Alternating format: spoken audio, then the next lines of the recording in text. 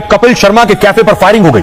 Cafe पर अंधाधुंध firing हुई। कपिल शर्मा ने कनाडा में कैफे खोला है। ये उस कैफे की तस्वीर आप देख रहे हैं। 3 दिन पहले ये कैफे खोला गया है कनाडा में। कैप्स कैफे नाम है इस कैफे का।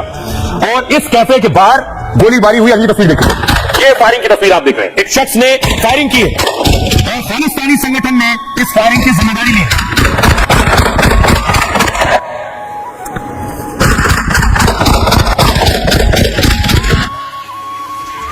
इस फायरिंग से जुड़ी क्या जानकारी मिली है, आखिर क्या मंशा थी ऐसा करने वालों के पीछे?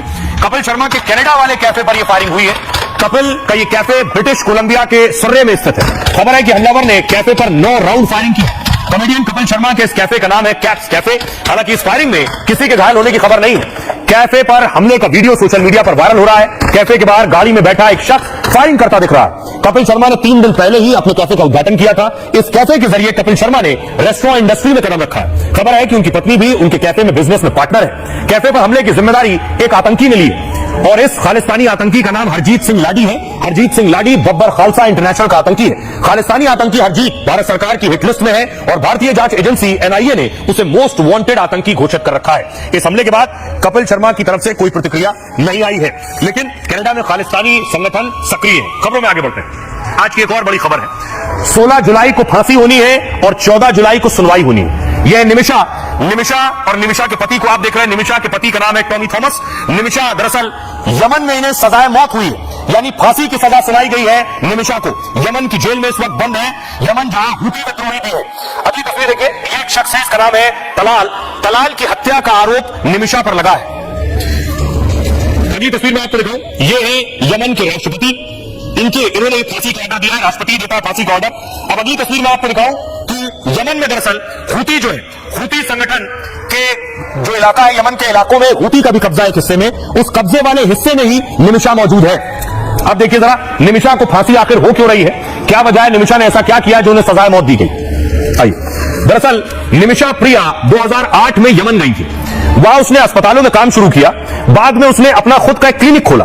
क्लिनिक के लिए तलाल अब्दो मेहदी को पार्टनर बनाया, जिस शख्स की मैंने आपको तस्वीर दिखाई सफेद टी शर्ट में, क्योंकि यमन में बिजनेस के लिए वहां का पार्टनर होना जरूरी है। लेकिन बाद में निमिषा और तलाल के रिश्ते बिगड़ गए। झगड़ा इस हद तक बढ़ गया कि उसने तलाल के खिलाफ शिकायत दर्ज कराई, जिसके बाद 2016 में इनका पार्टनर तलाल मेहंदी उसे गिरफ्तार कर लिया गया। जेल से छूटने के बाद उसने निमिषा को धमकाना शुरू किया। आरोप है कि तलाल मेहंदी ने उसका पासपोर्ट रख लिया, जिसके बाद जिसे बार बार मिन्नत के बावजूद तलाल निमिषा को वापस नहीं कर रहा था। पासपोर्ट हासिल करने के लिए बेहोशी का इंजेक्शन निमिषा ने दे दिया। यह आरोप है कि इंजेक्शन के ओवरडोज से मेहंदी की मौत हो गई, जिसके बाद निमिषा प्रिया ने यमन से भागने की कोशिश की। भागने की कोशिश के दौरान उसे गिरफ्तार कर लिया गया, जिसके बाद से निमिषा प्रिया 2017 से यमन की जेल में बंद है। निमिषा यमन के सना जेल में बंद है, जिस पर हुतियों का कब्जा है। हुती यमन का एक आतंकी संगठन है जो कट्टरता के लिए जाना जाता है। अब सवाल यह है कि निमिषा को 16 जुलाई को फांसी होनी, उसकी फांसी से पहले सुप्रीम कोर्ट में याचिका लगाई गई है। निमिषा प्रिया मामले में अब सुप्रीम कोर्ट में सुनवाई होगी। सुप्रीम कोर्ट 14 जुलाई को सुनवाई करेगा, दिन तय किया है। सुप्रीम कोर्ट की 2 सदस्यीय बेंच इस मामले की सुनवाई करेगी। याचिका में केंद्र सरकार से राजनयिक दखल की मांग की गई है, ताकि 37 वर्षीय नर्स निमिषा प्रिया को फांसी से बचाया जा सके। यमन के राष्ट्रपति राशिद अल अलीमी ने फांसी को मंजूरी दी। निमिषा केरल के पलक्कड़ जिले की रहने वाली है। निमिषा की मां कोच्चि के घरों में काम करती है। सरकार चाहे तो निमिषा की जान बच सकती है, क्योंकि यमन से भारत सरकार के अच्छे रिश्ते हैं। लेकिन इस मामले में सरकार की अपनी सीमाएं।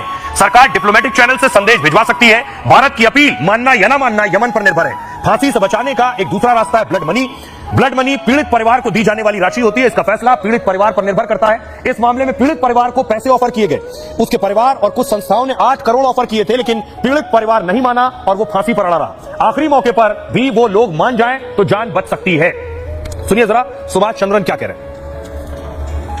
According to the law in Yemen, Yemen में सरिया लॉ के मुताबिक ब्लड मनी का प्रावधान है। पीड़ित परिवार चाहे तो गुनाहगार की जान बचा सकता है।